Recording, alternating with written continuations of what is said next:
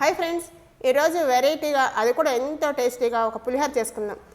దేనితో అంటే వెలక్కాయ. ఈ వెలక్కాయతోటి పులిహోర చాలా బాగుంటుంది. దీనికి పచ్చి వెలక్కాయ కానీ దోర వెలక్కాయ కానీ బాగుంటుంది. ఈ వెలక్కాయతో పులిహోర చేయడం చాలా ఈజీ. ఈ సీజన్లో ఒకసారి మీరు కూడా ట్రై చేసి ఎలా వచ్చిందో నాకు కామెంట్ బాక్స్లో పెట్టండి. ముందుగా 1 లేదా 2 వెలక్కాయలు తీసుకోవాలి. అది కూడా మనకి కావాల్సిన పులుపుని బట్టి. ఇవి కొంచెం దోరగా ఉన్నాయి, పచ్చికాయలు కానీ దోరకాయలు కానీ అయితేనే బాగుంటుంది. తీసుకుని పగలు కొట్టి లోపల గుజ్జు ఒక బౌల్లోకి తీసుకోవాలి. ముందుగా 1 లేదా 2 వెలక్కాయలు తీసుకోవాలి. అది కూడా మనకి కావాల్సిన పులుపుని బట్టి. ఇవి కొంచెం దోరగా ఉన్నాయి, పచ్చికాయలు కానీ దోరకాయలు కానీ అయితేనే బాగుంటుంది. తీసుకుని పగలు కొట్టి లోపల గుజ్జు ఒక బౌల్లోకి తీసుకోవాలి. ఇలా కాయని కొట్టిన తర్వాత ఈ లోపల గుజ్జు గరిటతో కానీ చాకుతో కానీ తీసుకోవాలి. ఇలా మెల్లగా చాకుతోటి ఇలా సపరేట్ చేసుకుని ఒక గిన్నెలోకి తీసుకుందాము. వెలక్కాయలను గుజ్జంతా ఇలా తీసుకోవాలి. ఒక గిన్నెలోకి తీసుకుని ఇందులో కొద్దిగా నీళ్లు పోసి ఉడికించుకోవాలి. వేడి నీళ్ళు పోసి నానబెట్టచ్చు. నేను వేడి నీళ్ళే పోస్తున్నాను, కానీ ఒక ఉడుకు కూడా రానిస్తాను. కొంచెం పచ్చిగా ఉంది కదా, అందుకని ఉడికితే బాగుంటుంది. ఇప్పుడు మనం దీన్ని ఉడికించుకుందాం. స్టవ్ మీద పెట్టి ఇలాగ స్టవ్ మీద పెట్టి కొద్దిగా మెత్తబడే వరకు ఉడికించుకుందాము. ఈ గుజ్జు ఉడుకుతోంది. దీన్ని మనము మెత్తగా చేసుకోవాలి. ఎలాగంటే మనం చింతపండు పులుసు ఎలా చేస్తామో అలా దగ్గరకు వచ్చేలాగా గుజ్జులాగా ఇలా ఇనుపుకోవాలి.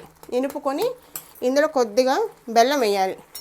ఎందుకంటే వగరుగా ఉంటుంది, కొద్దిగా పచ్చికాయ కదా వగరుగా ఉంటుంది. ఆ వగరు బ్యాలెన్స్ అయిపోతుంది. కొద్దిగా బెల్లం ముక్క వేసి ఇంకొంచెం గుజ్జులాగా అయ్యే వరకు ఉడికించుకోవాలి.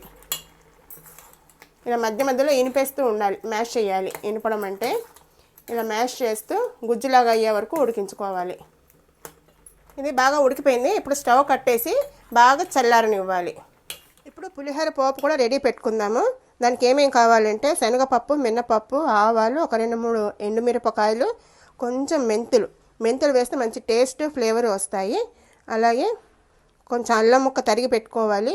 4-5 పచ్చిమిరపకాయలు, 4-5 అంటే మన కారాన్ని బట్టి పచ్చిమిరపకాయలు కూడా తరిగి పెట్టుకోవాలి. కొంచెం కరివేపాకు, కొన్ని పల్లీలు, అలాగే సువాసన కోసం ఇంగువ. ఈ పులిహోరకి పోపులో అల్లం పచ్చిమిరపకాయ పేస్ట్ వేస్తే చాలా బాగుంటుంది. దానికోసం ఒక 2 పచ్చిమిరపకాయలు, చిన్న అల్లం ముక్క తీసుకుని మెత్తగా గ్రైండ్ చేసుకుంటాను ఇప్పుడు. కానీ మనం ఇక్కడ చూసుకోవాలి, పచ్చిమిరపకాయలు వేస్తున్నాము, ఎండుమిరపకాయలు వేస్తున్నాము, ఈ పేస్ట్ వేస్తున్నాము, అవన్నీ చూసుకుని బ్యాలెన్స్ చేసుకోవాలి. కోసం కడాయిలో నూనె వేసి వేడి చేశాను. పప్పు నూనె కానీ వేరుశనగ నూనె కానీ బాగుంటుంది పులిహోరకి ఎప్పుడు కూడాను. సో నూనె వేడెక్కింది. ముందు పల్లీలు వేద్దాము.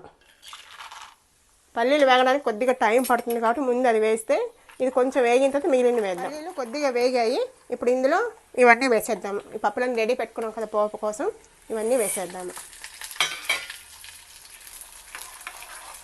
ఇది ఇప్పుడు ఎర్రగా వేయించుకోవాలి. ఇప్పుడు ఈ పప్పులు కూడా కొంచెం వేగాయి, చిట్టుపట్లాడుతున్నాయి. ఇప్పుడు ఇందులో మనం తరిగిన అల్లం, పచ్చిమిరపకాయ, కరివేపాకు వేద్దాం.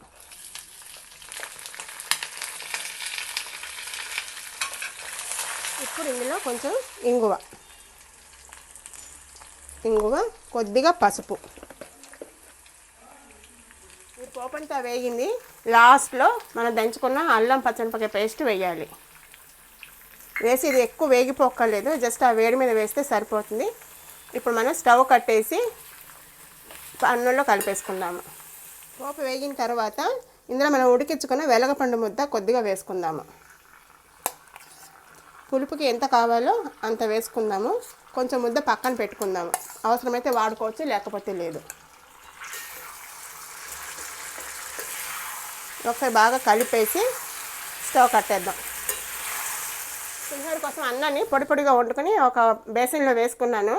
దానిపైన కొంచెం నూనె వేసాను. నూనె వేస్తే కొంచెం పొడిగా అవుతుంది. పచ్చి కరివేపాకు, ఉప్పు, పసుపు సరిపడంతా ఉప్పు వేసాను. ఇది మొత్తం బాగా కలుపుకోవాలి. కొంచెం ఆరాక, వేడిగా ఉంది కదా, ఆరాక కలుపుకోవాలి. అన్నం అంతా బాగా కలిసింది.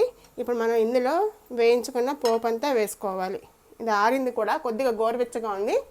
ఇప్పుడు ఈ వెలగపండు పేస్ట్ అంతా వేసి పోపును కలుపుకుందాము.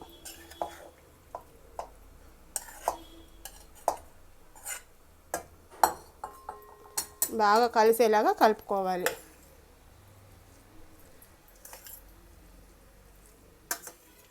అన్నము, వెలగపండు పేస్ట్ అంతా బాగా కలిసింది.